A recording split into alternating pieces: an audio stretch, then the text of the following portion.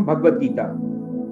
When meditation is mastered, the mind is unwavering, like the flame of a lamp in a windless place. Good afternoon and hope all are safe and doing well. Welcome all members to this talk show by His Grace Acaryaratna ji Prabhuji. On behalf of Bengal Rowing Club, a warm welcome to Shri Prabhuji for taking time out to talk to us. Introduction and a small brief profile on Shri Prabhuji. He did his computer engineering from Government College of Engineering, Pune, and had job at Tata Research Development Design Center, NTCS. Since childhood, academically, he was one of the top ranking students in his school and college. He was spiritually minded and deeply inquisitive about the universe, life and God. Coming in touch with ISKCON transformed his life and found his real calling in life. He is practicing Krishna consciousness since 1998. He joined ISKCON full-time in 2002 in Pune. He served as chairman of Voice Governing Body, which is a specialized youth service wing of ISKCON Pune. He was instrumental in teaching Vedic wisdom to students of many IITs and NITs in India like IIT Kharagpur, IIT Dhanbad, NIT Jamshedpur, NIT Rourkela, HIT, that is Haldia Institute of Technology, and other institutes in Bangalore and Hyderabad. He is a spiritual counselor for many youth and corporate houses. Later, he shifted his base to Calcutta to develop preaching here. Since 2008 to 2018, he served as Vice President of ISKCON Calcutta. Currently, he is serving as the Chairman of ISKCON Newtown Calcutta Temple Development Committee. He is also a member of ISKCON India Advisory Committee. Friends, the structure of the event is Prabhuji shall talk for 45 minutes to us on the topic, and then we will have a Q&A session after his talk. So please send your questions in private chat so that we can filter them, and depending upon the time, we shall ask Prabhuji to answer the same. Hope you all enjoy the discourse. Thank you, and now shall request Shri Prabhuji to take forward from here. Hare Krishna, Bharatji, thank you. I am feeling extremely honored to be amongst all of you, getting opportunity to share some wisdom from Bhagavad Gita. I am deeply grateful to governing body of Bengal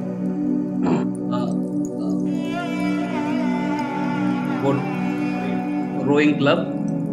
Also grateful to creative team and especially all the members of Bengal Rowing Club, and especially all of you who have taken out your valuable time to come and hear today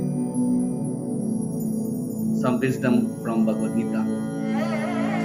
I am especially thankful to 𝘼𝑟𝑒𝑒𝑒𝑒 Shruti Mohta ji, Bharat ji, Maskar ji, who have been very working hard, and Somyak also has been working hard to make this event grand success and especially beneficial for all of you.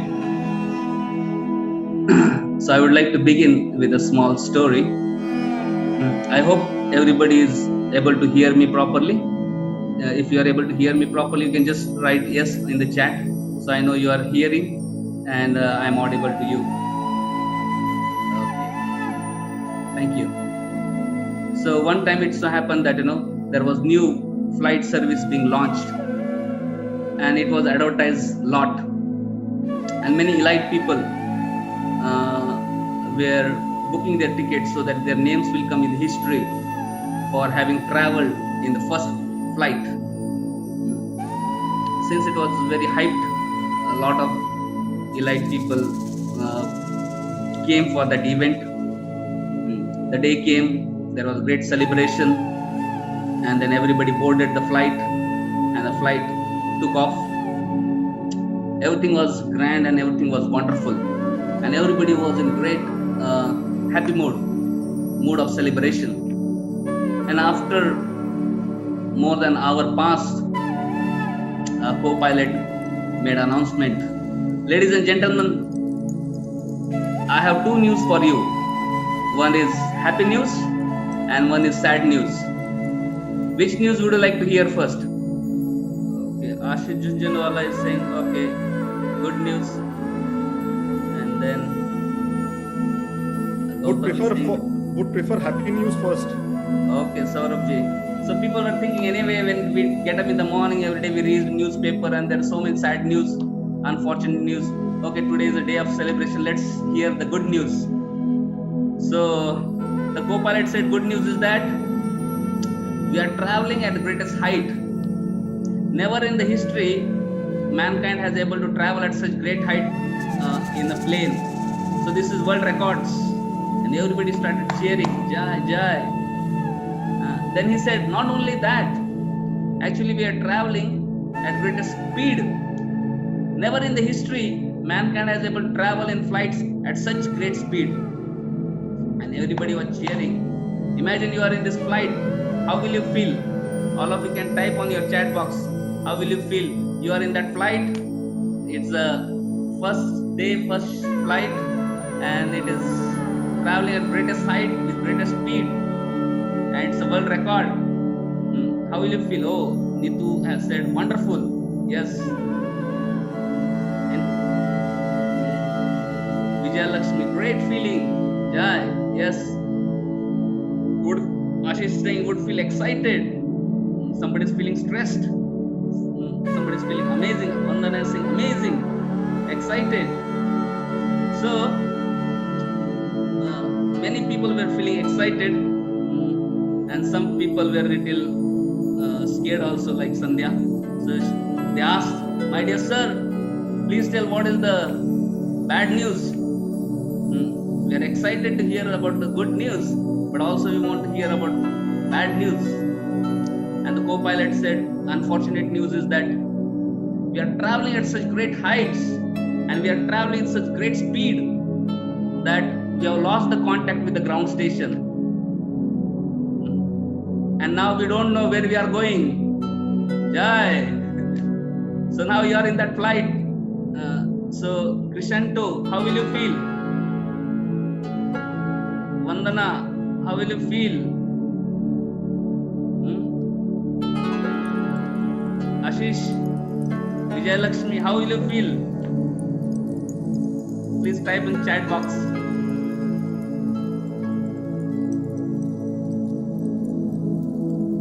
So people are feeling stressed, scared.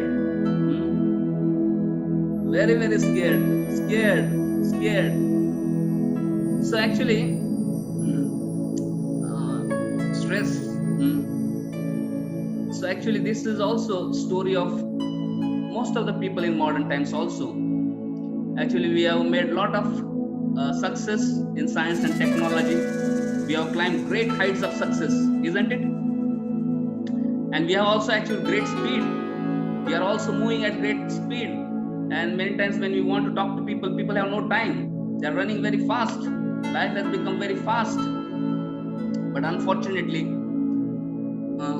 though we have climbed great ladder of success and we are running very fast, we also lost the contact with our ground station. We have lost contact with ourselves. We have lost contact with God. We have lost contact with nature. And we have also lost contact with each other.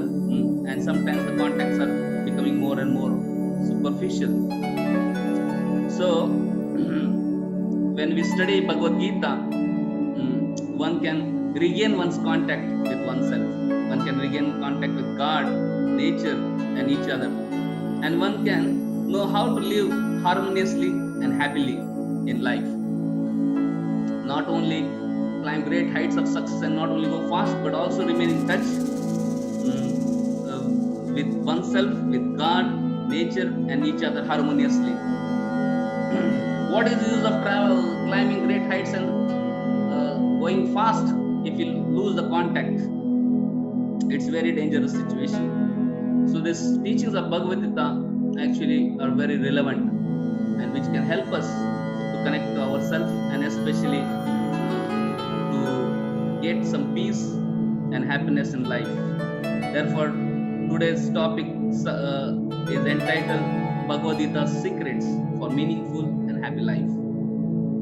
One time, A.C. Bhaktivedanta Swami Srila Prabhupada, founder of ISKCON, when he first time came to London, there were so many reporters and they were asking many questions. There was one reporter who was little arrogant and he was not very kind, young. So he very sarcastically, he was asking many questions and where he was trying to put down the Swamiji. And one question he asked very rudely that, Swamiji, you are so old. Why have you come to London? What do you want from London? Swamiji could understand his attitude. He understood that he's thinking that I have come here to take something from London or something. So Swamiji said, actually you Britishers, you have come to India and you have looted so much wealth of India. But unfortunately, you forgot to loot the greatest wealth of India. You looted a lot of material wealth, but that material wealth cannot give you peace and happiness. But India has much more greater wealth. And especially the greatest wealth is of wealth of wisdom of Bhagavad Gita. And he said, I have come here to give you that. Having obtained that wealth, you will be able to realize peace and happiness in life. So, this Bhagavad Gita is one of the greatest gifts, greatest wealth of India, and greatest gift which India can share with the whole world. So, Bhagavad Gita is torchlight of knowledge. So, I will like to ask each one of you, whenever we hear about knowledge, immediately what analogy comes to your mind? Knowledge is compared with what? Generally, knowledge or wisdom is compared with what? Okay, it's compared generally with light. Tamsoma 𝑗yotirgamaya. Don't remain in darkness, come to light. So imagine you are traveling all alone in middle of forest, in middle of night, maybe Amavasya night, dark moon night. So how will you feel? You are in middle of night in the forest, all alone. How will you feel? Can you please type on chat? Imagine yourself in middle of night in deep dark forest, all alone. Frightened. Okay. What else? Eerie. Okay. What else? All alone. And nobody's there. And you have some light source that also switches off. Scared. So, we see in middle of night, all alone, when we are in dark night, naturally one feels very fearful. Another thing is in night, we can't see things as they are. Sometimes we are scared and we see the branch of tree moving and we may think, oh, it's a snake, and one may feel even more scared, isn't it? If branch moves and we think it is a snake, we'll feel even more scared. And then we won't be able to know which path to go. In darkness, we can't see whether to go straight, take left, take right, take U-turn. We are not able to see path ahead. So that is the characteristics of darkness. As soon as one is in dark, there is fear. One is put in illusion. One sometimes may misunderstand that branch of tree to be snake and become more fearful, and one cannot see the path ahead. And as soon as light comes, sun rises, what happens? As soon as sun rises, light comes, immediately fear goes down, isn't it? Yes or no? Yes. And as soon as light comes, sun comes, we can see, oh, this is a branch of tree, it's not snake. And we can see, oh, there is a snake lying. We can know things as they are. And we can also see the path ahead. Oh, I have to go straight, take left. There is U-turn there. One can see the path. There is clarity in vision. So this is the difference between symptoms of darkness and symptoms of light. In darkness, there is fear. In light, there is fearlessness. In darkness, there is illusion. We get confused. In light, illusions are dispelled. In darkness, we are not able to see path ahead. In light, we can see path ahead. So this is exactly the difference between Vidya and Avidya. So everything in scriptures are known by symptoms. Like for example, sick man, we can know who is sick based on symptoms. Who has got corona, we can check symptoms. Based on that, we can know whether he is positive, negative, whether he is sick, not sick. Similar, rich man is known by symptoms. How much property he is having, how much cash he is having, how many assets he is having, all these things. Similarly, man of wisdom, man of knowledge, learned man is also known by symptoms. So nowadays we see people go to school, college, university so that they can become learned, they can become wise, they can have wisdom. But unfortunately, according to Vedic scriptures, the knowledge which we get in school, college, universities, that is called as avidya. That is not called as vidya. You are able to understand me? We go to school, college, universities, we may get degree, BTech, MTech, PhDs. But technically, according to scriptures, that is not called as knowledge. That is called as avidya. So why they call our present knowledge as avidya? How is that? Ashish Junjula is asking, how is that it is, I am getting PhD degree and you are saying it's avidya? Somebody is saying audio not working, cannot listen the program. Am I audible? Okay, Bharatji is moving the head saying yes, with audible. Yes. Yes. Ayush, thank you. Yes. So, actually I have been, so education which we have in modern day, technically, according to scriptural basis, it is called avidya. Is ignorance. It's not knowledge. Because in Vedic life, everything is judged by symptoms. We see now a student go to the first standard, like kindergarten, first standard, second standard, 10th standard, 12th standard, engineering, all these things. Imagine, I just want to ask, first standard boy and 10th standard boy, who's having maximum fear among both? First standard boy or 10th standard boy, who is having more fear? Okay, Priyal is saying 10th standard boy. It is saying 10th standard. Yes. Now, 10th standard boy is having more fear or 12th standard boy is having more fear? 10th standard boy is having more fear, 12. Priyal is saying 12th standard boy is having more fear. Yes. And after 12, if somebody works very hard and goes into professional or world-class institutes like IITs, or somebody, 12th standard boy is having more fear. Those who go to IITs and big universities like MITs, do they have more fear, or those who go to the simple universities and not so great universities? Who is having more fear? IITs. I have been going to IITs for last 20 years, and practically I see every semester somebody commits suicide. And now the people are committing suicide. That means there is great fear, there is great stress, there is great anxiety.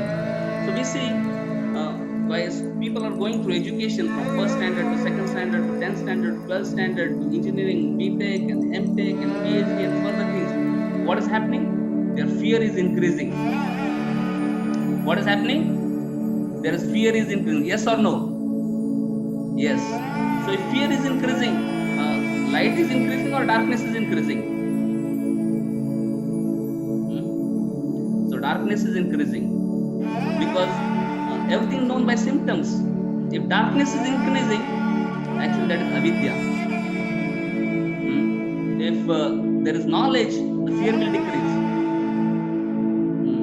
So so-called education which is given in our all over the world, schools, college, universities, from scriptural point of view, from Vedic point of view, from Bhagavad Gita point of view, it is called avidya, ignorance. And this ignorance is actually leads to fear, anxiety and suffering. One may wonder, we are spending crores of rupees, billions of dollars for education system and you are saying it's ignorance? Yes, you can see by symptoms, because fears are increasing, people are, they are becoming more stressed, they are anxiety, they become more confused. You see, more they study, more they get confused. Especially I have been working with so many educational institutes, I see more they study, more they get confused. And also, they don't know the future path, how to go ahead, especially how to take decisions in life. So there is no clarity of vision when it comes to taking decisions. But anybody who studies Vedic texts, and especially Bhagavad Gita, Srimad Bhagavatam, one can see in just few years, one will become fearless. One can get, one's confusions will be lost. One can get clarity in life. Sometimes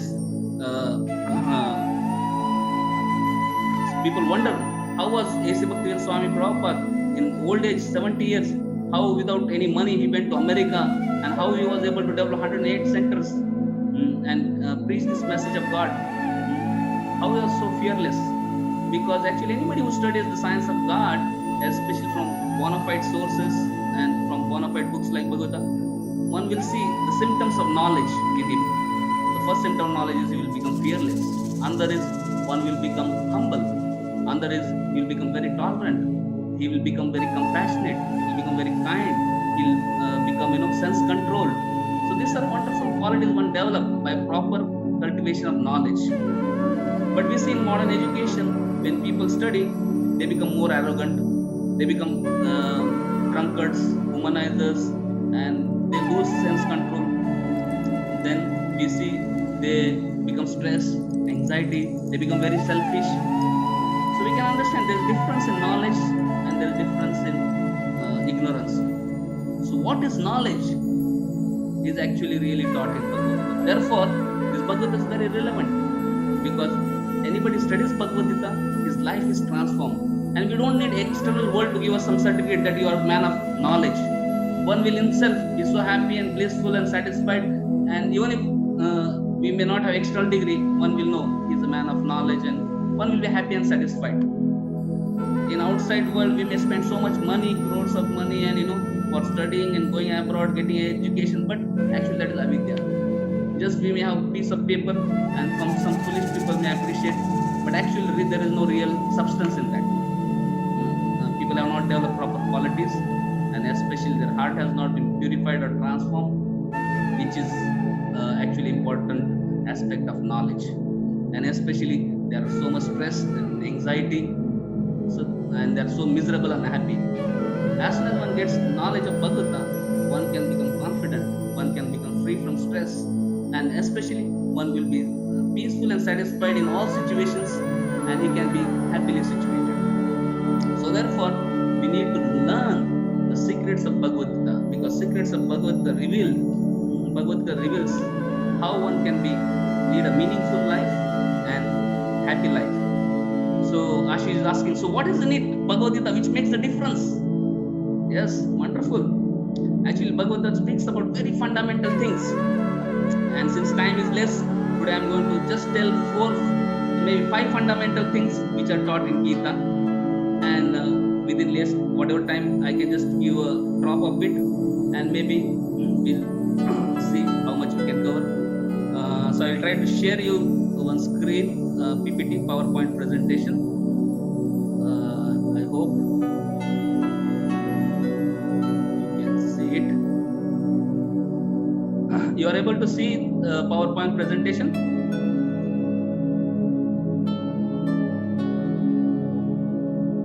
You are able to see the PowerPoint presentation? Yes or no? Somprabhu, are you able to see the PowerPoint presentation?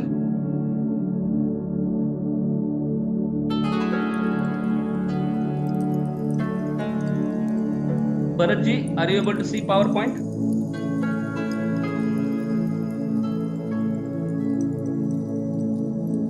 Somebody can give me thumbs up if you are able to see.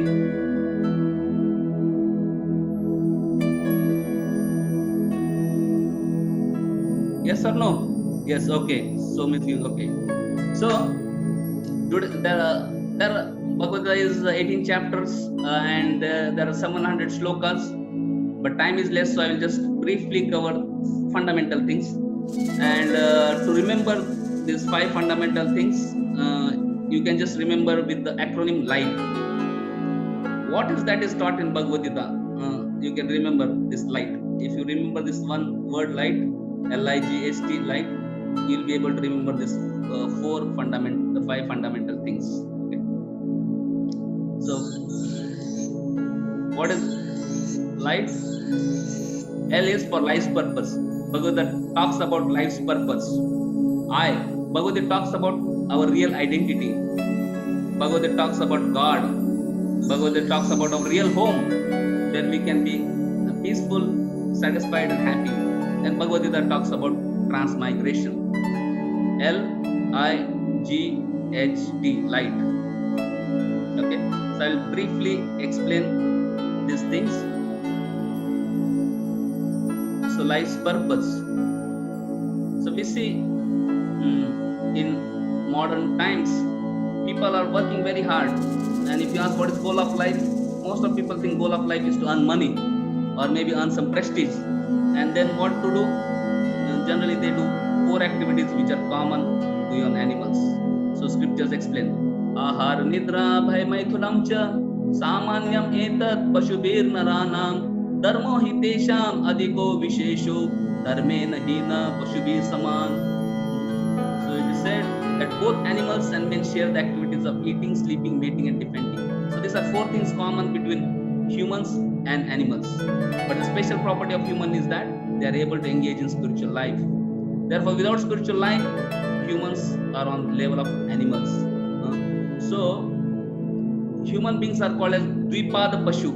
If they are only doing eating, mating, sleeping, defending, and if they are not doing spiritual inquiry, they are called as Dvipada Pashu. They are not called as humans. Human life begins when Athato Brahma Jigyasa. One inquires into spiritual life. One inquires, who am I? Who is God? What is my relationship with God? I don't want to die. Why I am forced to die? I don't want to become old. Why I am forced to become old? And how I can be freed from all problems of life and be happy today and forever. When one makes this inquiry, then his human life begins. If he is just busy with this 4 activities, eating, mating, sleeping, not called human, he is called animal. So we see, imagine Bharatji, if you give me Mercedes-Benz as gift and I go to my village and bring a plow and start plowing with Mercedes-Benz, how will you feel? I think so it's a waste of money, sir. Yeah, you will feel very sorry that I gave 80 lakh rupees worth Mercedes-Benz, and what is this Acaryaratna doing? He is using like a tractor. By that, plowing cannot be done. Mercedes will be also spoiled. And so much money will be wasted. It is so much underutilization. So one may think, oh, if you want to do plowing, better take back this 80 lakh rupees Mercedes-Benz, maybe give 8 lakh rupees tractor. So then what happens? So much money is saved, and the tractor can do the work also. And Bharatji will be so happy, so much money is saved, and he wants tractor, better give him tractor. So similarly, God also thinks, we have given this human form life, but what are they doing with human form life? They are only running after eating, mating, sleeping, defending. Maybe they may be doing in 5-star hotels or something. They may be traveling in whatever facility, but purpose is this only. So if we use human form of life just for eating, mating, sleeping, defending, that it is underutilization. So purpose of human form of life is self-realization, understanding who we are, understanding who is God, understanding what is our relationship with God, understanding why there are sufferings in this world, and how we can solve all problems of life once and for all. So that is purpose of life. And Bhagavad Gita is able to address these questions. So first question anybody should have is, who am I? One may wonder, what is this question? I know who am I. I am a man, I am a Hindu, I am Indian, I am a computer engineer, I am this, I am that. Is that our identity? So this is one fundamental mistake. Everybody thinks that I am this body. I am man, I am woman, I am Indian, I am American, I am Hindu, I am Christian, I am educated, I am uneducated, I am rich, I am poor. So this is a fundamental mistake. So Krishna explains to Arjuna, when Arjuna in the battlefield of Kurukshetra is very much morose, He's giving so many reasons why he doesn't want to fight. And when he's really broken down, and he asks Krishna, please Krishna, help me. And first thing Krishna says, my dear Arjuna, you are speaking like very learned man. But let me tell you, you are fool number one. Arjuna was shocked. How do you call me as fool? Because Krishna said that you are thinking yourself to be body, which you are not. This is the fundamental mistake. If you ask people, who are you? They relate themselves with the body. And Krishna says we are not the body. Body is just like a dress. Or Krishna gives another example. Body is just like a vehicle. We are not the body. For example, when I say this is my mobile, so that means mobile is different, I am different, mobile belongs to me, isn't it? I am not mobile. Yes or no? Am I mobile? No. Mobile is different, I am different, mobile belongs to me. Similarly, I say this is my hand. Hand is different, I am different, hand belongs to me. I am not hand. Similarly, I say this is my head. That means head is different, I am different, head belongs to me. I am not head. Similarly, we say this is my body. That means body is different, I am different, body belongs to me. I am not the body. Isn't it? So this is the first thing Krishna is telling in Bhagavad Gita. I am not the body. This body is external, it's like a vehicle. But we are soul within body, Atma. So this is the fundamental thing. Because of which, so knowledge begins with understanding that we are not the body. We are spirit soul. Krishna explains in Bhagavad Gita, Dehinosmin yatha dehe kaumaram yauvanam jara tatha dehantar praptir dhirastaptrunamuyate. This body is always changing from childhood to youth to old age. But soul never changes. So, and at time of death, soul leaves one body and takes up another body. So, identity is that which never changes. So, who are we? The body is always changing. So, we are not the body. We are spiritual beings. We are Sat, Chit and Anand. Sat means eternal. Chit means full of knowledge. Anand means full of happiness. But unfortunately, now we are trapped in the body. Body is Asat, Achit, Nirananda. So, and there is incompatible situation. Body is full of ignorance. Body is full of misery. Body is full of, Asat is temporary. But soul is eternal, full of knowledge and full of happiness. So this is the first thing one should know, that we are not the body. We are spiritual beings, Atma. So Atma is like the unseen driver of the bodily car. As long as Atma is there, body runs. As soon as Atma leaves the body, then we see person is dead. Sometimes we see when people die, what do we say? We say he has passed away.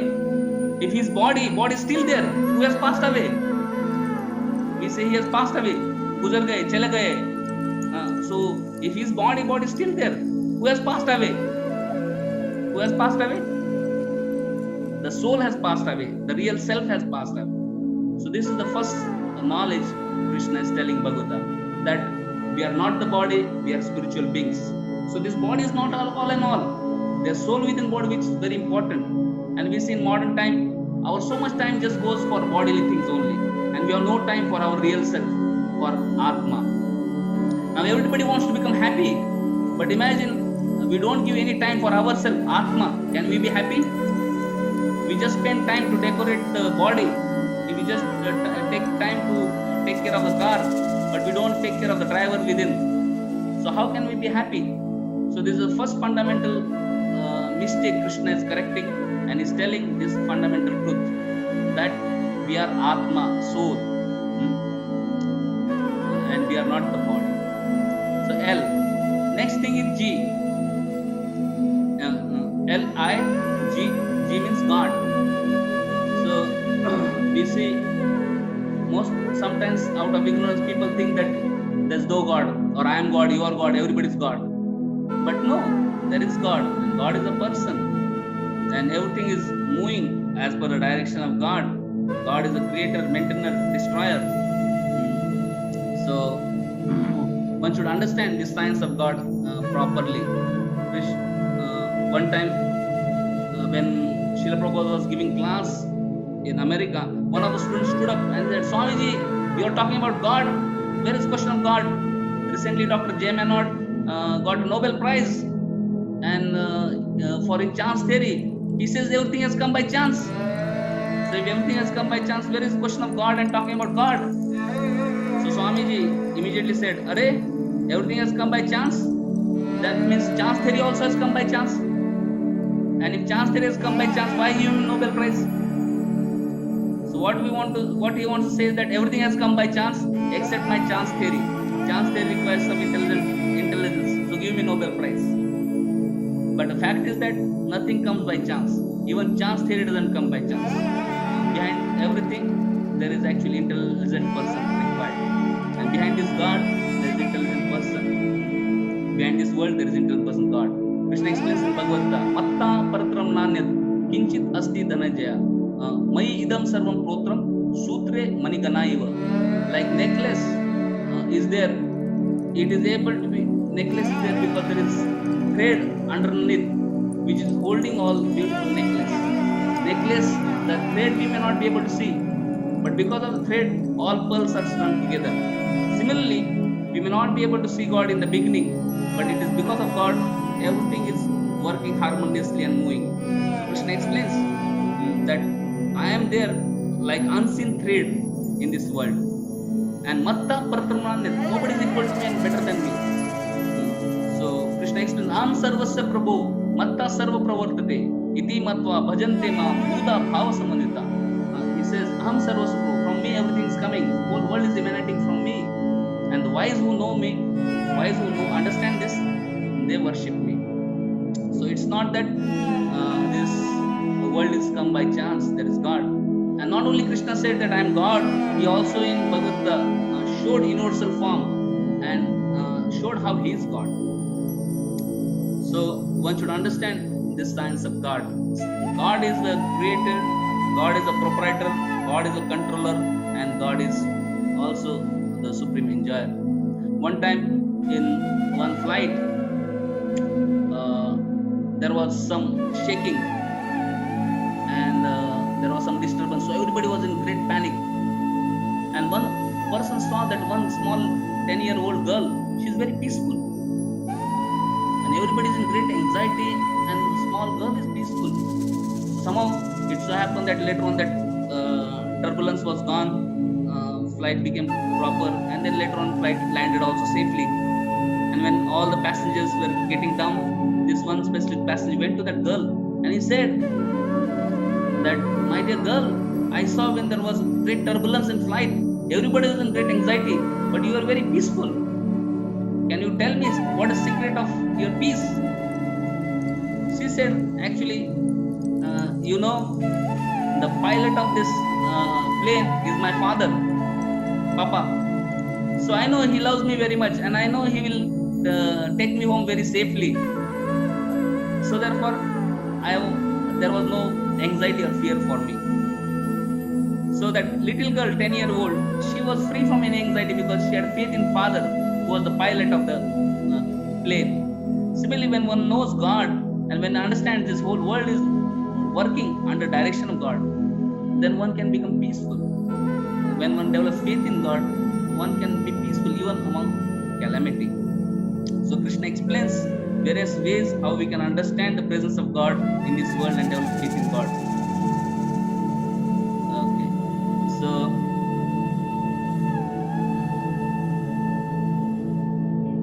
L means life's purpose, I identity, G God, and then H is about home. I'm just trying to move ahead with the PowerPoint, but it's not moving. Okay, fine. So this is another secret. So we saw till now 3 things. Life's purpose. Life purpose is not just eating, mating, sleeping, defending, but Athoto Brahma Jigyasa, inquiring spiritual life, about spiritual life and pursuing spiritual life. Second, I, identity. Krishna is telling, we are not the body, we are spiritual beings, Satchid Ananda, and we need to realize that. Then third, G, one should understand God exists and He is the proprietor, controller and enjoyer of this world. and everything is working under his direction. Maya dekshana prakriti suyate characha.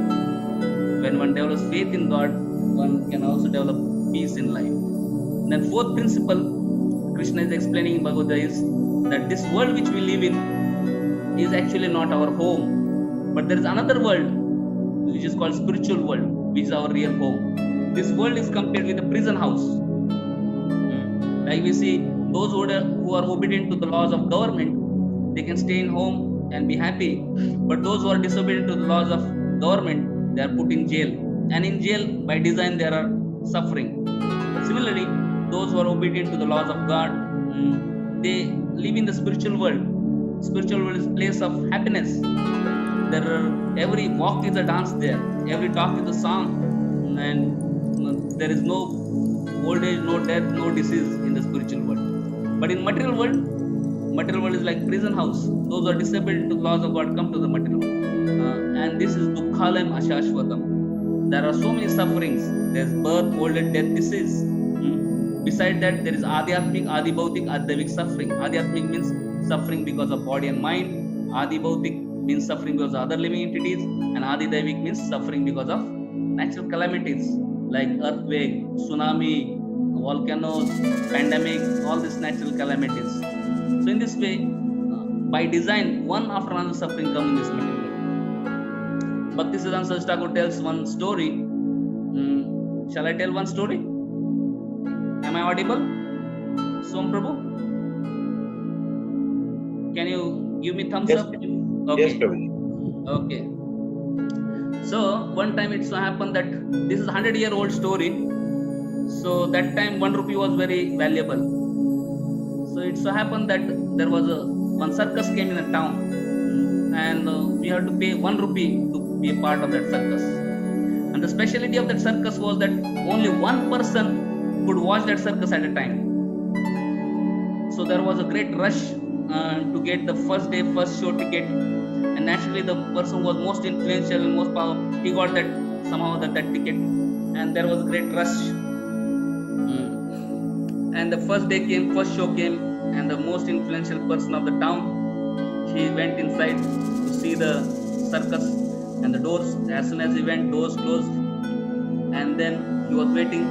There was darkness, and then lights were put on. And from one door, one heavy, powerful wrestler came. Talk. And then from another door, another powerful wrestler came. And he was feeling so excited. He thought, wonderful, now I am going to see some wonderful, maybe gymnasium, maybe wrestling or something wonderful. So he was very excited. And he was sitting, looking with great anticipation. And to his great surprise, that first wrestler came, he just picked him up, gave him one big slap, and he fell to the ground. He was shocked.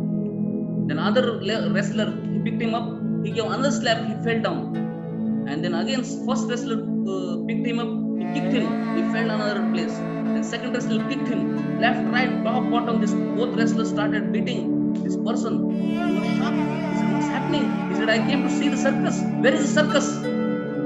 He said, my dear sir, this is the circus. And they were beating, and then somehow after beating, then they said, okay, now you get lost. And they pushed him. And when he was going out, I was wondering, my God, what terrible circus is this? I never knew. But anyway, when he was going out, immediately he tried to comb his hair properly. He had some bruises, he tried to cover up.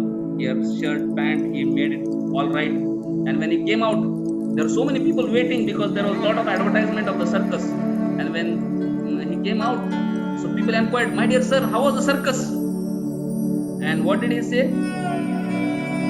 How was the circus? He said circus was great, Jai, wonderful. When he said circus was great, wonderful, the line became even bigger. And then second person went, and he was also beaten left, right, top, bottom. And again when he was thrown out, he also shot out. First person said circus was great, but it was so miserable. But anyway, when he was going out, he again made his shirt, pant proper, hairs proper, everything. And when he came out again, people asked him, so my dear sir, how was the circus? What did he say? said, circus, this circus so wonderful, never in the history. This is the best ever circus I have seen in my life. When he said like that, again, more crowd joined the line. Then third person, he was also beaten left, right, top, bottom. And then he was thrown out. Then he was asked, how was the circus? What did third person say? He said, my dear people, this circus is so amazing. Never in the history, never in the future it may happen.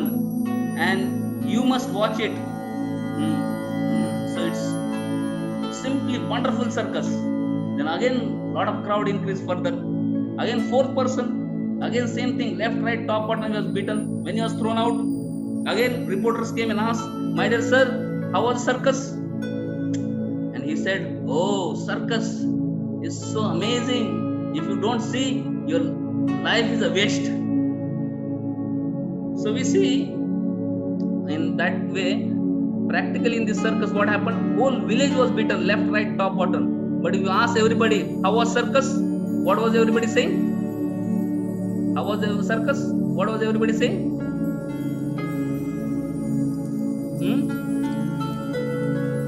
Yes, Vijay Lakshmi ji. What was everybody saying? Everyone said it's amazing. Everybody said it's so amazing, so wonderful, so nice. But actually it was very miserable. Yeah. And that is actually truth of life. This life is very tough. Bhagavad Gita says, 𝑑ukkhalayam āshāshvatam. This is abode of misery and ashashvatam. Even if you are happy, it is very temporary. So this is the truth Krishna is revealing. Nobody can be happy on material platform. No matter how much money you have, no matter how much prestige you earn, no matter how many likes you have and how many followers you have, no matter whoever you may be, whichever post you may get. One thing is certain in this world, misery. Because this world is designed for misery. We see the people go to hospital, they are bedridden, their legs are upside down, they have so many tubes in mouth and heart, and then you ask, how are you? They say, I am fine. That is illusion. Actually, this world is not fine. And Krishna says, this is a miserable world and we should try to get out of this world. And therefore, goal of life is to go back to the kingdom of God. And Krishna gives the process how to become happy in this life and how to ultimately leave this world and go back to the kingdom of God. So, Mam Upete Punarjam, 𝑑ukkhalayam āshāshvatam. Krishna saying this, 𝑑ukkhalayam. And Apnuvanti Mahatmana Samsintim Paramam Gati. So those who become devotees of God, they say these great souls, they never come to this material world and they achieve highest perfection. He explains that this world, there is another world which is called spiritual world, which most of the people don't know. My PPT is not, I'm just struggling hard to run the PPT. I hope it moves forward.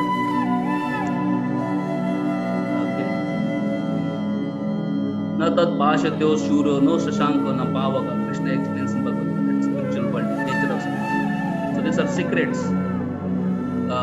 Krishna is revealing. So, and Krishna is telling, we are actually like a fish out of water here in material world. Actually, we are spiritual beings, but we are caught in material world. So, it's a very uncomfortable situation. Like fish, if it's out of water, it's very uncomfortable. No matter how many things you give to fish, no matter how much money you give, no matter how much food, he cannot be happy. But as soon as fish is back in water, he can be happy. Similarly, we are spiritual beings. When we are able to live in spiritual atmosphere, then we can be happy. And Krishna explains how we can make our home also spiritual and how we can be happy. As long as we are materialistic and our environment is materialistic, we will be like fish out of water. And nothing material cannot satisfy us because we are not matter. We are spiritual beings. And then fifth thing which is explained in Bhagavad Gita is about transmigration. So L, life's purpose, I, identity, G, God, H, home. This world which we live in is not home but a prison house. And D, transmigration. Krishna is explaining that how birth is not beginning of life and death is not end of life. There's life before birth, there's life after death also. Because soul is eternal. And this soul keeps on changing the body. So let me see.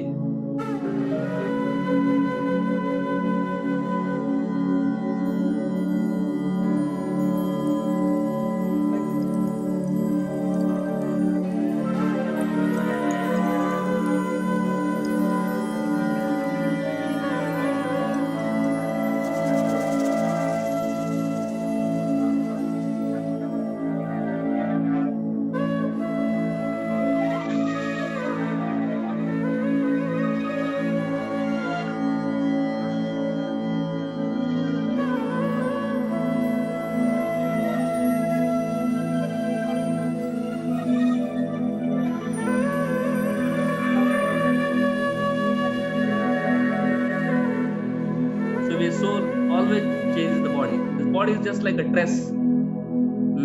Now my shirt gets torn. Which next dress I will get?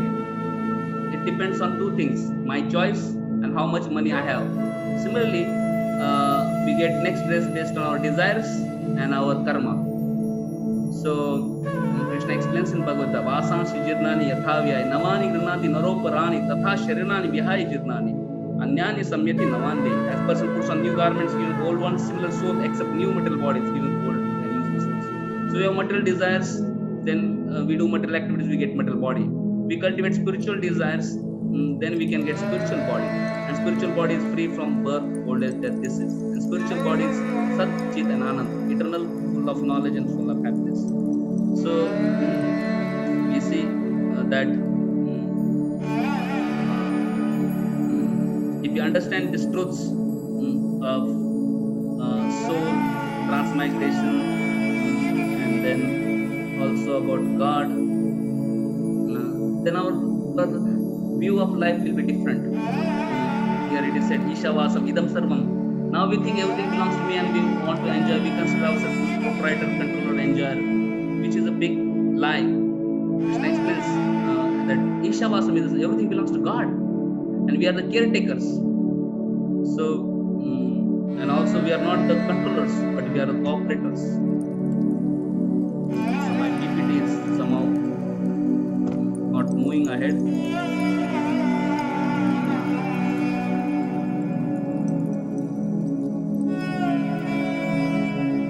Okay. Anyway, fine. I just speak like that. So we see Krishna is explaining these 5 fundamental things.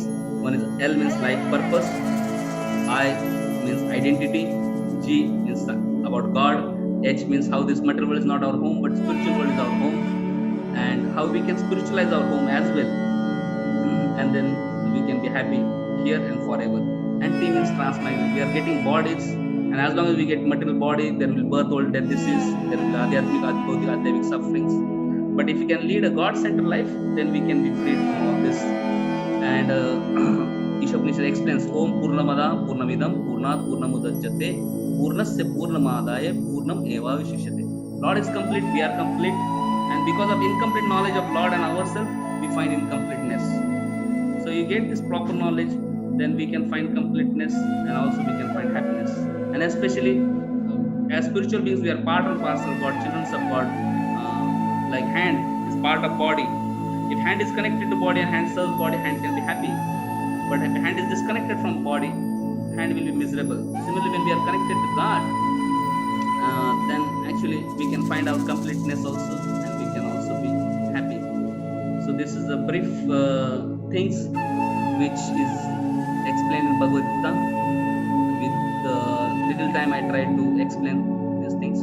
Maybe we can take some questions and answers before we conclude. So I am very, very grateful to each one of you for spending your valuable time today to hear some wisdom from Bhagavad Gita. And the Bhagavad Gita is talking about knowledge. Knowledge is light. So kindly remember this L-I-G-H-T, light. So L means life's purpose, I, identity, G, God, H, home, and T is transmigration. And we can be freed from this cycle of birth, birth and death, transmigration by serving God. And the best way to serve God is chanting the holy names of God. In Shastra, there are many holy names of God, but Kali Sandra Upanishad, which is Upanishad for this age, speaks about Hare Krishna Mahamantra. Hare Krishna, Krishna Krishna, Hare Hare, Hare Rama, Rama Rama, Hare Hare. Iti Shodasaka Namna Kali Kalmash Nasna. If one chants these holy names, one can be freed from all kalmashas, impurities, and miseries in life, and one can experience peace and happiness in this very life. Okay. So, thank you very much, Saurabh-ji. If anybody has any questions or comments, we can take 5 minutes. Prabhuji, thank you so much. Very much thought-provoking points raised by you. I think the topic which we have, I think the time is too short. This 45 minutes time is too short for us to understand too much of details and the essence and decoding of Bhagavad Gita.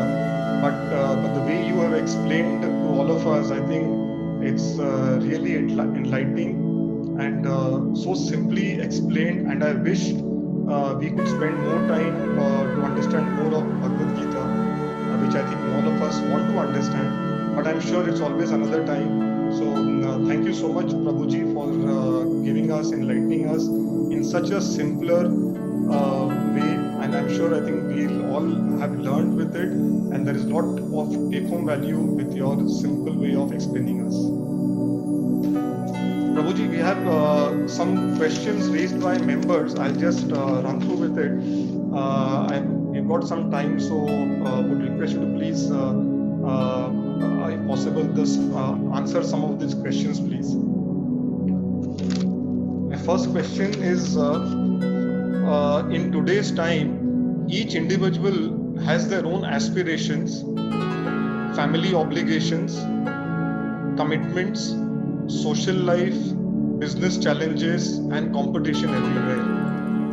How does Bhagavad Gita help us to cope up and balance with all these aspects?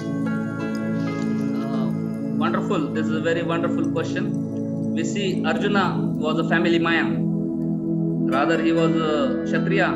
He was an administrator. He was not a renunciate or sannyasi or sadhu. And he had a great responsibility. And we see when he was on the battlefield, when he was trying to execute his most important duty, he got confused and bewildered. Then he turned to Krishna in his confusion. And on the battlefield, Bhagavad Gita is spoken. So it was not spoken under a tree. And then as soon as Arjuna heard the Bhagavad Gita, he became so inspired, he became so motivated. And then we see, he says in the end, my dear Krishna, after hearing Bhagavad Gita, I am now ready to perform my duty enthusiastically. And then in conclusion, we see, it is said, Yatra Yogeshwara Krishna, Yatra Partha Dhanata, Tatra Shrir Nitir Tatra Shrir Vijay Bhutir Nitir Matir Mama. So, wherever there is Krishna, wherever there is Dharma, where there are devotees, actually there is real victory, real opulence, real morality, real extraordinary powers. So we see Pandavas externally, materially, they had less strength. Duryodhana and company had more material powers, they had more army and all these things. But ultimately we see Pandavas emerge victorious because Arjuna and Pandavas were guided by the teachings of Gita. So if one gets guided by the teachings of Gita, in whatever field one may be, one can excel. And this is, Gita never talks about giving up responsibilities. Rather doing the responsibilities as per the scriptural injunction in a right way for a benefit of everybody. Not trying to be selfish, but being compassionate. And whenever we are doing duty, we do in such a way that it benefits whole world.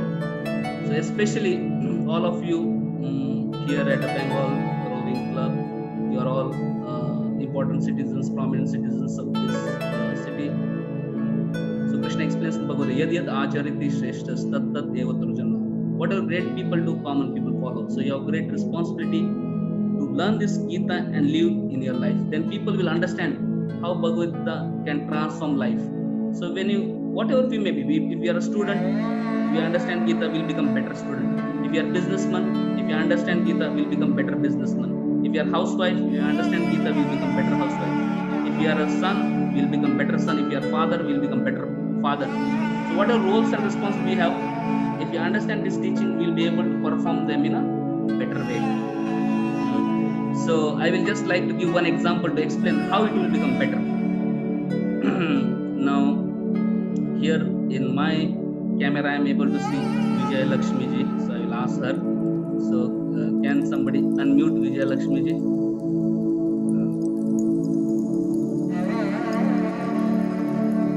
Okay.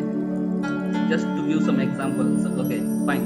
So 𝑉𝐺𝑎𝑙akshmi ji, imagine you are all alone at home and you are very tired, and at the same time you are hungry. So what kind of food you will cook? Nobody is there, but you are alone and you are hungry and you are very tired. What kind of food you will cook? Anything that can be made quickly. Anything that can be made. You do something, okay, not you want to, but imagine you come to know that most important person in your life is coming, and now you have to cook for that person. How will you cook? Still I'm issues. And even if you are tired, what will you If it do? takes time, I will still do it. And even if you are tired, what will you do? I will still do it. Yes, Put most effort. because you are doing it for a person who is very important. So if you are cooking for yourself, you cook something. But if you are cooking for important person, you cook very nicely. You put your best efforts. You give up lethargy, laziness, and all these things. You may do a lot of research to find out what that person likes and what are the best ingredients and how best to do, isn't it? Similarly, if one is living life for oneself, he may live and he may be responsible for all these things. But when one becomes God conscious, then one does everything for sake of God. And when he is doing everything for the sake of God, he becomes very responsible. Like he is cooking, he doesn't cook for himself, he cooks for God. So when he is cooking for God, then naturally he will cook best way. Similarly, earlier he is doing business, he may be doing business for himself, he may do whatever, but later on when he becomes God conscious, he does business for God, then he will do best business. Similarly, if he is Kshatriya, warrior, he may fight for oneself, like Duryodhana is fighting for himself, and Arjuna is fighting for God. So it's not that Arjuna is not fighting. Arjuna gives up his laziness, gives up his lethargy, and he very enthusiastically fights. So as soon as one adds God in life, he becomes better, because then he does everything as an offering to God. And when we are doing anything as an offering to God, then we will do best thing. Like a son, he understands, oh, I am children of God. He understands parents are children of God, and they are representative for me. They are God, representative of God for me. I should respect them. So children will learn to respect parents because they see parents as representative of God. Parents see their children as gift of God. They will take care of them nicely because, oh, these are gifts of Krishna, gift of God. How I should be careful. I am accountable to God. So I have to take care of them very nicely. Similarly, husband-wife. Husband is able to see wife as daughter of God. Wife is able to see husband as the son of God. So they have mutual respect. There is no question of any separation because they know it's commitment to God. If I don't deal properly, God will be displeased. So for sake of pleasure of God, they are ready to tolerate, they are ready to adjust, and they will make that relationship work for pleasure of God. So when God becomes added in life, life becomes better. Okay? Okay. Does it make sense? Yes, Prabhuji. 𝑉𝐺𝑎𝑙akshmi ji, does it make sense? Okay. So this Yes, is the it makes a lot of sense. But I would like to put it that way, like we as housewives also, we live for our family, for our children. So we see God in them. We are working towards betterment of everyone. yes. So it's the same thing, only we seeing God in different people and doing best for everyone. But still the confusion stays. How do we come out of that confusing What is the confusion?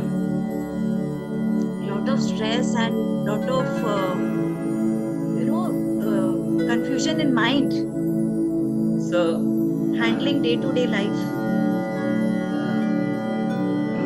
actually, there are two things. One is knowledge, and then how to apply this practical knowledge in day-to-day life.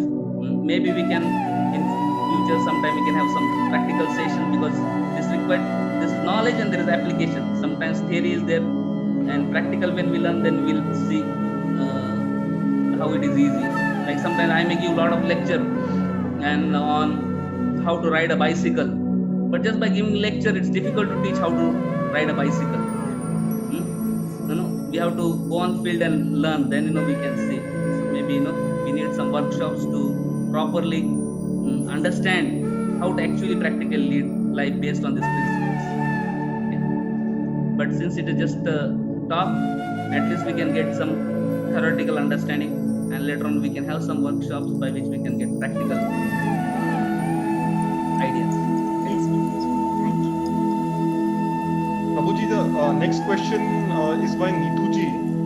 She has mentioned the question in the chat: how to have control over our mind and thoughts? Okay, so mind, there are two things. Soul is covered by subtle body and then covered by gross body. So gross body is made of earth, water, fire, air, ether, and the subtle body is made of mind, intelligence, pulse, ego. So this mind to control is not so easy. Arjuna said, when Krishna said you should control your mind, Arjuna said, I can control the winds, I can control tornadoes, I can control tsunamis, but to control mind is very, very difficult, Krishna. So controlling mind is extremely difficult. So how do you control mind? So for that, one should chant the mantras. Mantra means mantrayati mantra, that which can control mind, that which can purify mind, that which can deliver mind from all the impurities, that which can free mind from stress, tension, anxiety. That is actually mantra. So one of the best and practical ways to control mind is to chant mantras. And there are lots of mantras in Vedic texts, so you can chant those mantras.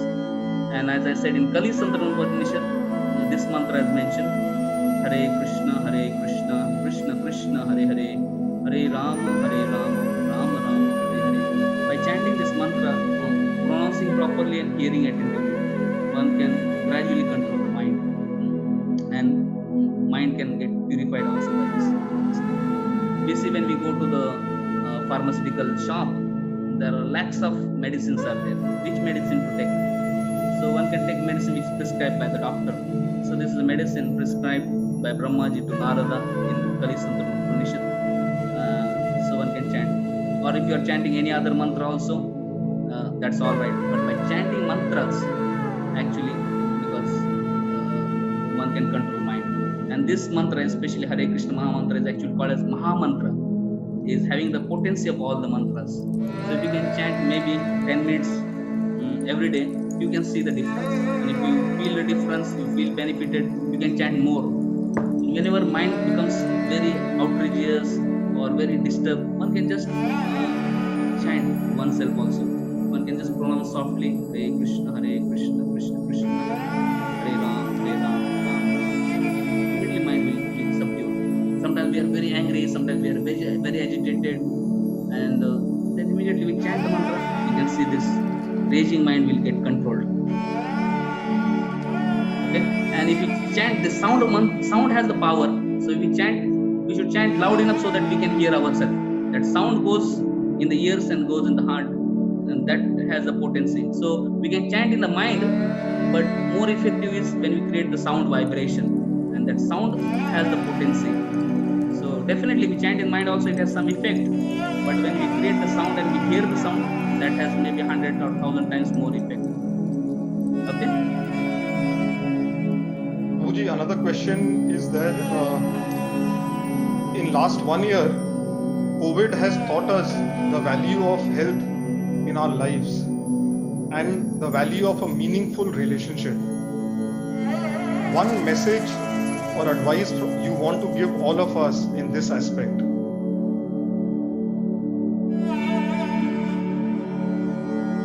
I'll just repeat the question. In last 1 year, COVID has taught us the value of health in our lives and value of a meaningful relationship. In last 1 year, the kind of lockdowns and all the restrictions which we've had. So one message and advice which you would want to give to all of us in this context. Okay. Actually, health is very important, but we should understand what is real health. Real health means actually we are spiritual beings with subtle body and gross body. Gross body is made of earth, water, fire, air, ether. That means hands, legs, whatever we see grossly. That is physical body. Within the physical body, there is subtle body made of mind, intelligence, and policy. And within that, there is soul. So when we say health, means we should have all the three healths proper: physical health proper, mental health proper, and spiritual health proper. So when this physical health, mental health, and spiritual all are proper, then one can be healthy. If one is spiritually healthy, one will be mentally healthy. If one is mentally healthy, one will be physically healthy. If one is spiritually not healthy, it is impossible to become mentally healthy. And if one is not mentally healthy, it is impossible to become physically healthy. Physical diseases come from mind. Mind is source of all physical diseases. And mental health depends on spiritual health. So, therefore one should begin with some spiritual understanding which will make mind strong, and then physically also will be strong. And actually when one learns spiritual life very nicely, one can develop proper mindset, and one can build up internal immunity strong. Mental one can become strong, immunity can be strong, physically one can be strong. So now by mercy of this pandemic, we are also at home, so we have some more time, so we can try to spend some time for our spiritual nourishment, some time for our mental nourishment, and some time also for physical. Like for physical, we should do some exercise, and like walking or jogging or pranayams. Similar for mental, we should chant mantra. And also for intelligence, we should study Bhagavad Gita and nourish our intelligence, because intelligence and mind are connected. If mind is intelligence is stronger, then mind also becomes healthy. And then one should be spiritually also strong by developing one connection with God. So one should be holistically healthy. That will be more sustainable. So definitely this is an opportunity for us to spend our time not only just running with business and running for money and running outside, but also take time inside to reflect and balance all these things and live in harmony. Harmony is what is required, as especially teaching of Bhagavad Gita says how we should be in touch with oneself as soul, we should be in touch with God, we should be in touch with nature, and we should be in touch with each other in harmony. And one should learn that art of it. Prabhuji, one last question we'll take. I think we are running short of time. So just one last question. It's from Munmun Bedia ji. The question is, because of our better karma, we take birth as human being. Once taken birth as human being, I want to know, do we ever go back to animal form? Yes, we can. It's our choice. As I said, this body is like a dress. Now, which dress I want next, I can choose. Like if this dress gets torn, I can go to market and choose which dress I want. So, and two things, my choice and pocket money. Based on that, I can get new dress. Similarly, based on my desires and my karma, I can get next body. Suppose my desire is just to sleep. I am just sleeping whole day and night, and I am not excited of anything in life. And if I just spend life sleeping and I have desire to sleep, then maybe after death we'll get a body of polar bear, where we can sleep 6 months, no problem, peacefully, no disturbance. So, if our desires are like those of animals and activities are similar to that animals, then we may get animal body. For example, I want to eat meat, and if every day breakfast, lunch, dinner I want to eat meat, then this body, actually human body is not fit for that. If you try to eat too much meat, there will be so many diseases. But then okay, God fulfills the desire. If you want to eat meat, breakfast, lunch, dinner, then God may say, okay, take lion's body, tiger's body. You can naturally eat meat, you can digest also, no health problem. So one can based on one's desire, one can get body. One can get, there are 8.4 million types of bodies, 84 lakh types of bodies we can choose. But among all, human form life is considered best body, because in human form life one can understand self, that is soul, one can understand God, one can understand relationship with God, and one can understand the kingdom of God, and one can break the cycle of karma, one can become free from birth, old age, death, disease, and one can go to the kingdom of God, and one can get spiritual body. Spiritual body means no birth, no old age, no death, no disease, and one is free from time factor, one is free from karma, all the bondages, including bond of tamagun, rajagun, sattvagun, all these things, and one can be happily situated. So yes, definitely we can get animal body, we can get devta's body, we can go to heaven, we can again come back as human being, or one can go to the kingdom of God with the spiritual body where there is no suffering, and which is the place of Sat, Chit and Anand. Sat means eternal, Chit means full of knowledge, and Anand means full of happiness. Thank you so much, Prabhuji. Friends, I'm sorry if we are not able to take any more questions because of shortage of time. So I'm sure we'll have another session with Prabhuji where we can address and take more questions from you. Thank you, members, for taking time and connecting to this event. Hope you all had a great learning with Prabhuji today. I would like to thank Mrs. Shruti Mohta and Mr. Shom Maskara for introducing Prabhuji and connecting him with us, without which this event would have been impossible. And also would like to thank the Creative Committee for all efforts in coordinating this event. On behalf of the governing body and members, I would like to sincerely thank Prabhuji for taking time out to address our members on this highly spiritual and relevant topic.